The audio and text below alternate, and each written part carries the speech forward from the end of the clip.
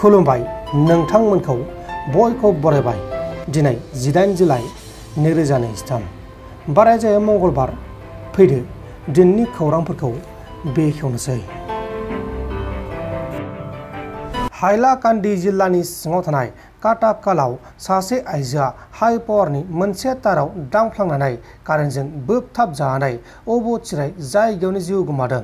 थैनाय आइजोनि मुङा जाबाय पद्मा रानी सिंहआ। मणिपुरी आइजो पद्मा रानी सिंहआ हरखाबै मिथिस्लाबियाव कारेन्ट ताराव दांदोंमोन। बेहायनो बे जाथाया जादों।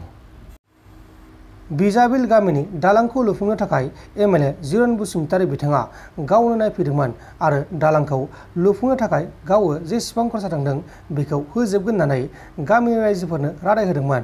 नाथाय रादाय होखांनायनि उनाव गामिनि रायजोफोरा दालांखौ मावखांनायनि उनाव 10,000निबो बांसिन रां थांदोंमोन। नाथाय एमएलए बिथाङा 3,000 रांल' हरदोंमोन। उनाव रायजोफोरा बे 3,000 रांखौ एमएलएनि फारसे हरफिननाय जाबाय होननानै मिथिहोदों। खोथा होलांदोंमोन जोंना एमएलए सारा, नाथाय मानो थाखाय होफैनो हायाखै बेखौबो जों मिथिया। मानोना जोंखौ मावनो अर्डार हरदोंमोन सारा। मावनो अर्डार हरनायाव जोङो दिनै गामिनि गासैबो मानसिफ्रानो ओंखारलायनानै खरसा हरनो होननायखाय, औवानि खरसा बा लेबारनि खरसा हरगोन होननायखाय गामिनि मानसिया बयबो ओंखारलायनानै औवानि थाखा मोनगोन साननानै बा बे लामाखौ मोजां खालामनायाव सहाय मोनगोन साननानै मावदोंमोन आरोखि। दिनै मावनायाव ओरैबायदि जादों जे बे लामायाव जोंहा खमसे खम 12,000नि बारा खरसा जादों आरोखि। दिनै थारमाने 12,000 ओरैबायदियाव जादों। औवाया थसेयावहाय 100, दा थसेयाव 100 बा जोंहा औवाया थांदों 50 दाल। 50 दाल औवा थांदों। 50 दालबा जोंहा 5,000 जाहैखाबाय। ओमफ्राय ओरैहाय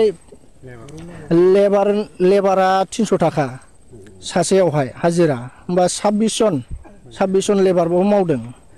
दा गुना ओमफ्राय दुरुङावहाय मथा-मथि 900 थाखा 800 बा 900 थांदों आरोखि। गासै 12,000 सामथिं बेसेबांमोन आरो 700 थाखा खरसा जादों आरोखि।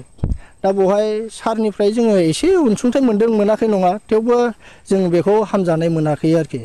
हामजानाय मोननाया ओरैबायदियाव जादों, थारमाने एसे 5,000सो बा 10,000सो हरोब्ला जों एसे गोजोननाय मोनगौमोन। बाखि थाखाखौ जोङो रायजोनिफ्राय सोगौमोन आरोखि। थारमाने दा हरनाया सारा 3,000ल' थाखा हरनाय जादों आरोखि जोंनि रायजोनो नैबे लामाखौ मावनायनि थाखाय। दा बेखायनो जोंनि एमएलए सारा हरदों होननानै जों थाखा लायग्रा माखासे गामिनि दङ 2-3सो, बिसोरो 3,000 हरदों होननानै जोंनो 3,000 होफैदों। दा बे थाखाखौबो जों मावजेननाय लोगो लोगो खिथायोमोनब्ला फुङावहायनो, दा गामिनि मानसिया बयबो लेबारफोरखौ सोआलाफे गावनि गाव माबाखौमोन आरोखि, गायनाय फुनाय खामानिखौ दोननानै लेबारनि खरसा होगोन होननायखाय बयबो मावफैदोंमोन। दा उनावहाय मावै मावनानै जोबथायावहाय जेब्लानाखि टाइमा जोबो, खामानियाबो जोबो, बे समावहाय जोंनि मानसिफ्रा खामानि मावलायग्राफ्रा सोंबाय फैसाया बोरो। दा बेवहाय जाहैबाय मा, फैसायाथ' 3,000ल' मोनबोदों बेबायदि खोथा फैबाय आरोखि। दा 3,000ल'बा जोंनो मानो नांगौ। दा बिदि होननायावहाय जोंनि गामिनि मानसिफ्रा एसे सोरबा एसे दुखु मोनदों आरोखि। दुखु मोना नङा, मोनखागोन। मानोना सासे सारा जुदि बे 3,000ल' थाखा हरदोंबा बे एसे साननांगौ बाथ्रा फैयो आरोखि।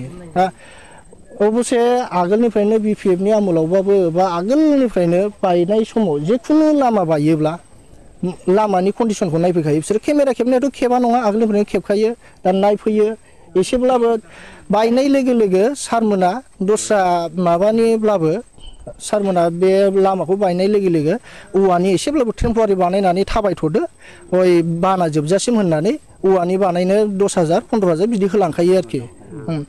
बोसोरे बिदिनो होलाङो। देग्लाय आन्थाय सारा नायफैदोंमोन। नायफैनाया आंथ' नायफैनाय समाव गैयामोन। जोंनि गामिनि मानसिया माखासे दङमोननो, कय-एकजन दङमोन, बिसोरनो नुजोबदों, नायफैदोंमोन। दा खोथाबो होलांदोंमोननो, नोंसोर बानायदो बे लामाखौ, बिसिबां लेबार खरसा थाङो, औवा खरसा थाङो, बे औवाफोरनि दामखौ हरनोसै होननानै बुंनायाव गामिनि मानसिया खुसि जादोंमोन आरोखि। दिनै बेखौ नेनानै मथा-मथि फार्स्ट बाना जानाय समावनो बे जिनिसा लामाया बायदों। दिनै सारखौ आसा खालामबाय दिनै बानायनानै होफैगोन होननायखाय। दिनैसिम मास मोनसेयानो जाबायना, फ्राय मास मोनसेयानो जाबायना, औ मास मोनसेयानो जाबाय। दिनै सारखौ आसा खालामबाबो मोनैयावहाय माखासे गामिनि मानसिफ्रा थांनानै रायज्लायहैदों नामा। दा बेसेबां मोनदों मोनाखै जों बेखौ मिथिया।